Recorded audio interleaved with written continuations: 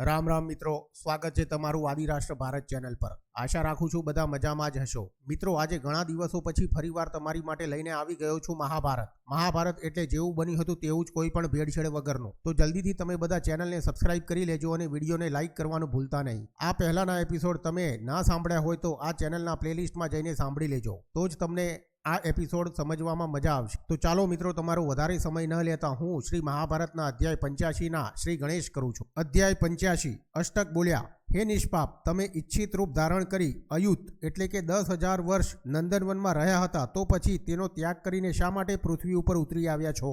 યયાતિ બોલ્યા, જેવી રીતે આલોકમાં માનવી નિર્ધન બને ત્યારે તેના જ્ઞાતિજનો, સ્વજનો અને મિત્રો ત્યાગ કરે છે, તેવી રીતે માનવીનું પુણ્ય પૂરું થતાં દેવ સમૂહ તેનો ત્યાગ કરે છે। અષ્ટક બોલ્યા, તે દેવલોકમાં ત્યાંના લોકોનું પુણ્ય કેવી રીતે નાશ પામે છે? મને શંકા છે, મને એ કહો કે કયું પુણ્ય કરવાથી કયા લોકની પ્રાપ્તિ થાય છે? કારણ તમે ક્ષેત્રજ્ઞ છો, તેથી તે મને કહો। યયાતિ બોલ્યા, હે નરદેવ, જે માનવી પોતાની ઉન્નતિ પોતાના મુખે વર્ણવે છે, તે માનવીનું પુણ્ય ક્ષીણ થતા તે દેવલોકમાંથી આ નરક સમાન પૃથ્વી ઉપર આવી ભોગની અભિલાષાથી થાકી જાય છે અને શિયાળ અથવા પક્ષીઓ માટે ભોજનનું નિમિત્ત બની જુદા જુદા કષ્ટદાયી જીવનને પ્રાપ્ત કરે છે। હે રાજન, તેથી દોષયુક્ત અને લોકોમાં ટીકાપાત્ર બને તેવા કાર્યોનો ત્યાગ કરવો જોઈએ। મેં તમને બધું કહ્યું, હવે શું કહું? અષ્ટક બોલ્યા, જ્યારે કાગડા, ગીધ, મોર વગેરે પક્ષી માનવીનું ભક્ષણ કરે છે ત્યારે કેવા પ્રકારનો જીવ અસ્તિત્વમાં રહે છે અને ફરી કેવી રીતે જન્મ લે છે?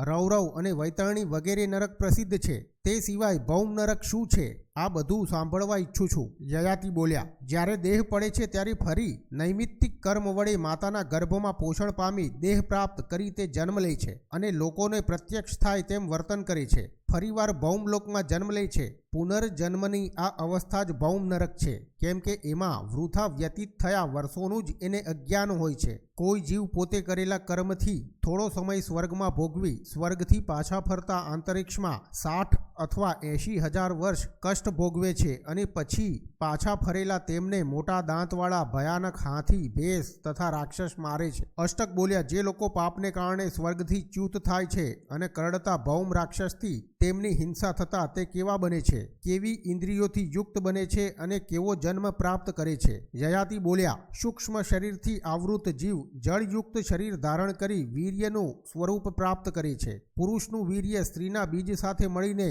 ફળ ફૂલની સંજ્ઞા પ્રાપ્ત કરે છે અથવા રજ સ્ત્રીના પેટમાં ગર્ભરૂપે ઉત્પન્ન થાય છે। તે જીવ પહેલા જળ, વાયુ, પૃથ્વી, આકાશ, તેજ આ 5 મહાભૂતોમાં પ્રવેશ પામે છે, પછી વનસ્પતિ અને ઔષધિમાં વ્યાપ્ત થાય છે, પછી શુક્ર અને લોહી બની ગર્ભોત્પત્તિ કરે છે અને 4 પગ અથવા 2 પગ પ્રાપ્ત કરે છે। અષ્ટક બોલ્યા, જ્યારે માનવ જીવન માનવ યોનિ પ્રાપ્ત કરે છે ત્યારે શું તે પોતાની ઈચ્છા અનુસાર શરીર ધારણ કરી માતાના ગર્ભમાં પ્રવેશ કરે છે કે અન્ય કોઈ ભૌતિક શરીર ધારણ કરે છે? મને શંકા હોવાથી તે તમે મને કહો। જીવને શરીર હોય છે, પોતાની આંખ, કાન વગેરે સંપૂર્ણ ઇન્દ્રિયો તથા રૂપ, શબ્દ વગેરે વિષયોનું જ્ઞાન કેવી રીતે મેળવે છે? તમે ક્ષેત્રજ્ઞ છો તેમ સમજીને તમને પૂછું છું, તમે મને તે બધું સારી રીતે જણાવો। યયાતિ બોલ્યા, 5 પ્રાણ, મન, બુદ્ધિ, 10 ઇન્દ્રિયોથી યુક્ત સૂક્ષ્મ શરીરમાં વીર્યનું સ્વરૂપ ધારણ કરી સ્ત્રીના ઋતુકાળમાં પુરુષ રસ સાથે જોડાઈને તે જીવ તન્માત્રા યુક્ત બની વાયુથી ઉત્કૃષ્ટતા પ્રાપ્ત કરી ક્રમશઃ વૃદ્ધિ પામે છે, પછી સંપૂર્ણ આકાર પામી 6 પ્રકારના જ્ઞાનથી યુક્ત માનવ આકારે જન્મ લે છે। ત્યારે કાનથી શબ્દનું જ્ઞાન, આંખથી રૂપનું જ્ઞાન, નાકથી ગંધ, જીભથી સ્વાદ અને ચામડીથી સ્પર્શનો અનુભવ કરે છે, મનથી પદાર્થને જાણે છે। હે અષ્ટક, જીવાત્માનું સૂક્ષ્મ લિંગ શરીર આ રીતે સ્થૂળ શરીરમાં પહોંચે છે। અષ્ટક બોલ્યા, જે માનવી મૃત્યુ પામે છે તેને લોકો અગ્નિ સંસ્કાર અથવા ભૂમિ સંસ્કાર વિધિ કરે છે અથવા અન્ય કોઈ રીતે તેનો નાશ કરે છે, ત્યારે સ્થૂળ શરીરની સાથે લિંગ શરીર પણ નાશ પામે છે। તો પછી લિંગ શરીર નાશ પામ્યા પછી માંસપિંડ વગેરેથી સ્થૂળ શરીરને ચૈતન્યયુક્ત કેવી રીતે કરે છે? હે રાજસિંહ, જીવાત્મા મૃત્યુ પછી વાયુથી પણ વધારે વેગવાન 5 પ્રાણ વગેરે લિંગ શરીરને ધારણ કરી સુષુપ્ત હોય તેમ સ્થૂળ દેહ છોડી સારા અથવા ખરાબ કૃત્યથી અન્ય યોનિમાં જન્મ લે છે। તેમાંથી પુણ્ય આત્મા પુરુષ પુણ્ય યોનિમાં જન્મ લે છે અને પાપી પુરુષ પાપી યોનિમાં કીડા અને પતંગિયા સ્વરૂપે ઉત્પન્ન થાય છે.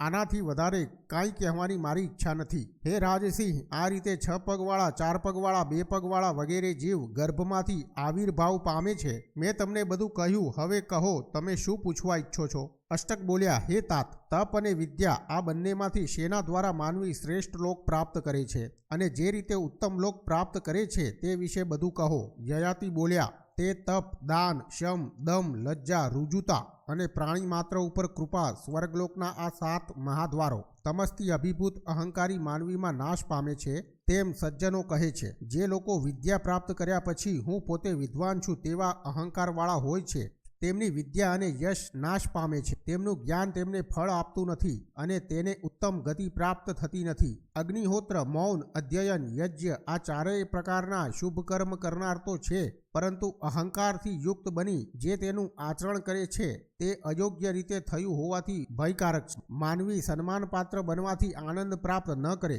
અને અપમાનિત થવાથી વ્યથા પામે નહીં, કારણ કે આ લોકમાં સજ્જનો જ સજ્જનોનું પૂજન કરે છે. દુર્જન કદી સજ્જનનું પૂજન કરતો નથી. વિદ્વાનો એમ કહે છે કે અહંકારથી દાન, યજ્ઞ, પાઠ કે વ્રત કરવાથી માનવી સારી ગતિ પ્રાપ્ત કરતો નથી, તેથી અહંકારનો ત્યાગ કરવો જોઈએ. જે વિદ્વાન અદ્રશ્ય અને સનાતન બ્રહ્માનો સંયત ચિત્તથી આશ્રય લે છે તે સમાધિથી તે બ્રહ્મા સાથે એક ભાવ પ્રાપ્ત કરી મુક્તિ પામે છે. તો મિત્રો, શ્રી મહાભારતના આદિ પર્વમાં 85મો અધ્યાય સમાપ્ત. કૃપયા કમેન્ટ કરીને મને જણાવો કે તમને આ એપિસોડ કેવો લાગ્યો. આશા રાખું છું કે તમને આ એપિસોડ ગમ્યો હશે. આવતીકાલે તમારા માટે લઈને આવી જઈશ શ્રી મહાભારતનો 86મો અધ્યાય. આવતીકાલ સુધી મારા તમને જય શ્રી કૃષ્ણ.